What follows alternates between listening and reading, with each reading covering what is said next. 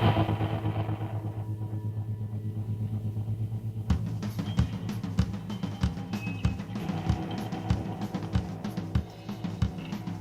this is Tim Hellman.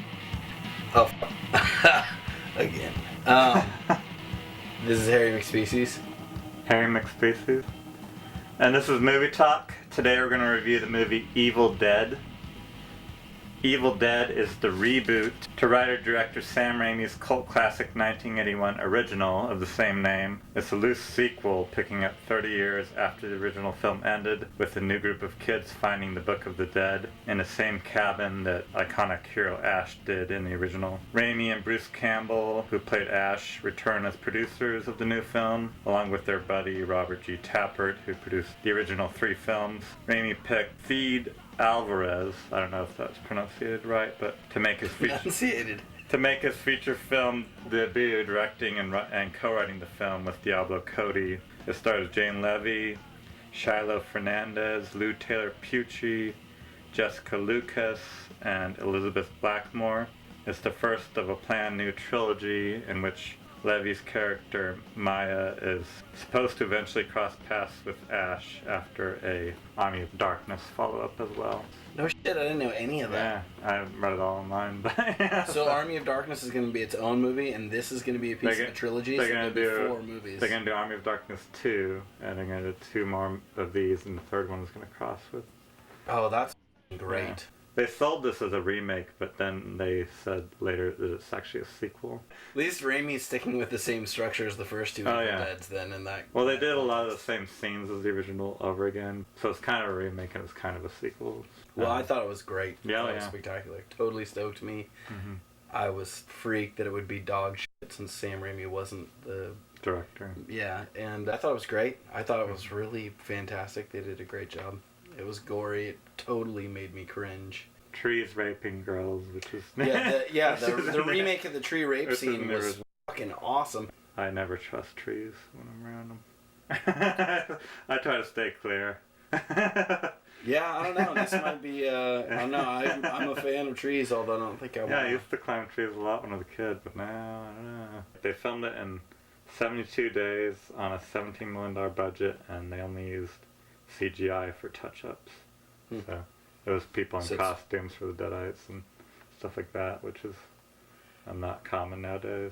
Well, I thought it was great. The look of it was awesome. It had that 80s horror movie feel, I thought. It did, but it was the imagery, definitely there were reflections of what Sam Raimi did in Evil Dead.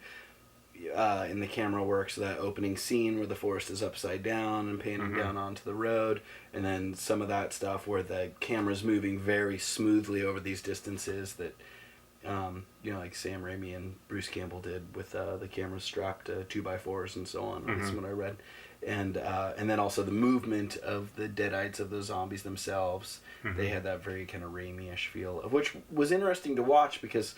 It occurred to me at that time that a lot of that kind of Japanese horror that was so big, for a brief time, Ju-on and so on, and a lot of that early mid 2000s. Yeah, and a lot of that reflected Raimi's zombie style kind of movement. It didn't occur to me until we were watching that.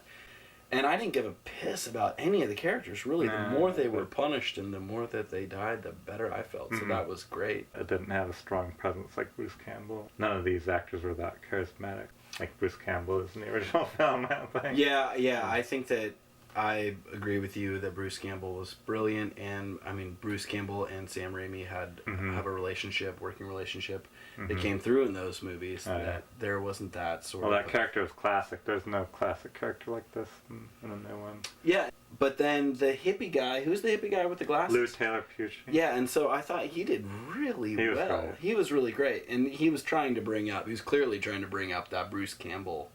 Oh yeah. Character in this film, of which, I mean, he couldn't do it to the degree that Bruce Campbell himself did in Evil Dead initially. But I don't think it was bad at all. He was definitely the strongest character. I like the way it straddled the line between kind of serious horror and camp. Depending on the viewer, you could take it seriously or you could take it as campy comedy. It blended the two, I thought, really well. Yeah, I totally agree. And the original Evil Dead wasn't that comedic. It wasn't until Evil Dead 2 that they went really over the top. So what rating would you give it? I'd give it a 4.5. Totally solid 4.5. Maybe 5. I don't know. Yeah, I give it a 5, but I'm definitely rounding it. I'll go 5. I like the original. We're doing both of them. I'll give the original 5 and the new one 5. Yeah, this is the same thing that we ran into when we were doing the Maniacs, because we're talking about movies that were kind of setting trends and kind of bucking trends when they came out initially, the first movies, and now these are just reflections of those ones. I don't even know if I like the original better. I like Evil Dead 2 and Army of Darkness better, for sure. Army of Darkness is just its own affair. It has to be kept separate yeah. from everything else, I think.